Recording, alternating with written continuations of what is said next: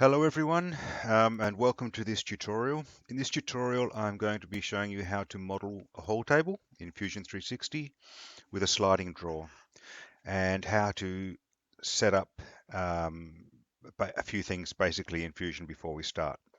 So first of all, when we open Fusion and we have a screen that looks something like this, before I start my drawing or my modeling, I want to click on the grid and snaps, make sure layout grid is on and snap to grid is off, just like that. And I'm going to, before I do any other modeling, I'm going to save my drawing. So I come over here, click on save, and I'm going to call it whole table demo 1, and I'm going to do it in caps, as you saw, because later on when I do an actual layout drawing, the caps will flow through. Anyway, do it in caps, that'll be a good idea. Okay, so here we are, we're in our design space. A good practice whenever we start a model is to create a new component. So I'm going to come over to this top level, right click, new component, and that component, click once till it's blue, click again. I'm going to call that the table. Actually, I'll do it in lowercase. And I'm going to create another component under whole table. And that one is going to be called draw. All right, good. So whatever is the active component, that's where our features are going to be modeled. So currently I want the table to be the active component, and everything I build now will be in this component. All this area up here, that's taking up fairly valuable real estate on my screen, so I'm just going to close it with that little icon there.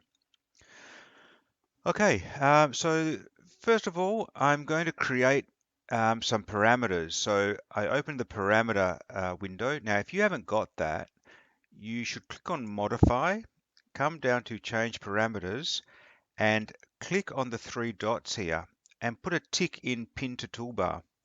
That way, that function or that tool or that command is up on the toolbar. There it is. You can do that with any command you want. Just be a little bit judicious. We don't want to overpopulate the toolbar because then it becomes a bit confusing. So I'm going to click on that and open this window. Click on the plus sign, and the first one I'm going to put in, the first parameter, is going to be back rail. The units is millimeters, and the expression is going to be 660. It can be anything around about that amount. We can change it later on. So back rail 660. I'm going to do another one, and it's going to be called side rail, and I'm going to make that one 310. I'm going to do another one, and it's going to be called draw width, and that one's going to be 300. And I'm going to do another one, leg length or leg, and that's going to be 600 for now. I can add more parameters later, but for now that'll be fine. Okay, there we go. So now I can start modeling. I'm going to start by creating a sketch, and I need to select one of these planes. Now, your window may look like mine. It may also look like that. Okay. If it looks like that, that's okay. I want to be modeling on either that plane or no, I'll be modeling on this plane, the horizontal plane. So I'm going to click on the horizontal plane, and I want to create a top view of the back rail. So I'm going to select rectangle, and by default, I get the 2-point rectangle. You must have this sketch palette up and open. By default, it goes to the 2-point rectangle, but I want to select the center rectangle. And the reason is I want to draw from the center of the axis and outwards. So this is what it looks like. I bring my cursor, which at the moment is a black cross, onto the center, and when it's on the center, it will change to a blue square. Click, drag, release my mouse now. I'm not touching my mouse, but I can see that on the left-hand side, that dimension, which is blue, is 27.7. I'm going to type in there 19, and I'm going to hit Tab. And now this dimension, I could put in the length of the back rail, but I'm actually going to put in back rail. I only have to start typing in BA and back rail comes up. I'm going to select that. So now that square or that rectangle is the length of the back rail, whatever I put in. And I'm going to hit escape and oops, sorry, that didn't take back rail. Yep, enter. There we go. And now I'm going to finish the sketch. There we go. That's what it looks like. Good. Now I'm going to make that into the actual rail. So I'm going to extrude, select that. I'm actually going to go down. So that direction. So it's going to be negative 90. And OK. All right. So that's the back rail. That's good. Come over here. The next item I'm going to be modeling is a leg. So I'm going to create a new sketch, and the sketch plane is the top of the back rail. And I'm going to get my rectangle tool, just like that is fine. And anywhere over here, I'm just going to draw a rectangle, and I'm going to type in 45, tab, 45, enter. Now, double click, and I can move that anywhere I want, but I want it to be there. But I want it to be not just there, I want it to be precisely there, exactly in the middle, exactly aligned. So I can't just do it manually. The way I do it is I select that line, select the midpoint constraint. Now, if you can't see it, then you can click on constraints and you'll find it down here. Midpoint constraint, and select that line as well. And it just snaps to it. So now that line is constrained to the midpoint of that line. Escape and finish sketch. Now I'm going to extrude that profile down that way, and the distance is negative leg. There it is. Now, the thing you have to be very careful of is, so we don't want to join it, we want to make a new body. Always have to be careful of that one. New body. Click OK. Great. All right.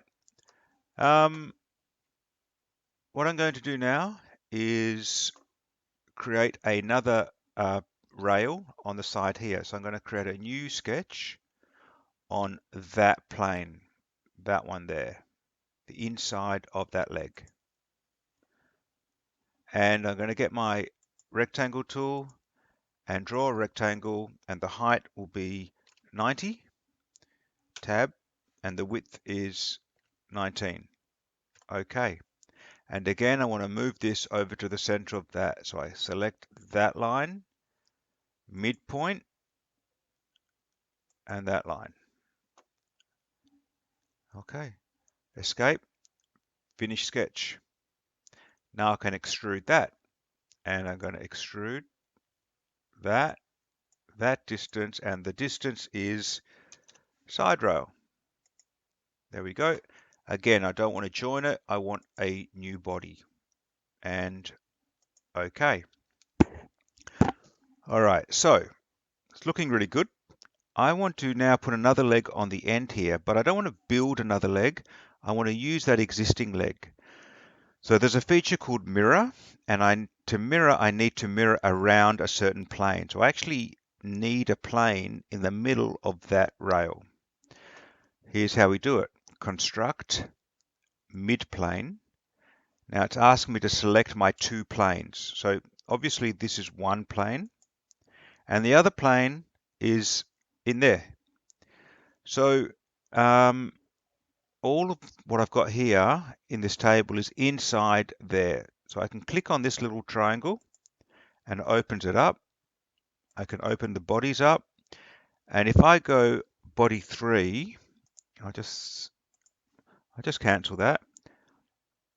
Body 3 is that one, right? So I can right click and isolate it. Yeah, it's not working, which I found out before. I will just turn off these other bodies like that with that eye tool. I'm going to go create. I'm going to go construct midplane, select that one and spin it around and that one. And it creates a plane in the middle. And I want that, yep, accept it. Now I'm going to turn those other bodies back on. Okay, so now I'm going to create a mirror, not of faces. I don't want to mirror the faces. I actually want to mirror the bodies. I'm going to select the body. So at the moment, it's just that leg. And the mirror plane, I'm going to select this one. There we go. Okay, excellent. Now I want to bring all of this over to that side. So I can go create mirror, or I can go right click, repeat mirror, same thing. So the pattern type is bodies. I'm going to select them, that one, and that one. And the mirror plane, remember we did it in the middle before, so we've already got that plane there from our original construction. There we have it. Okay. So far so good.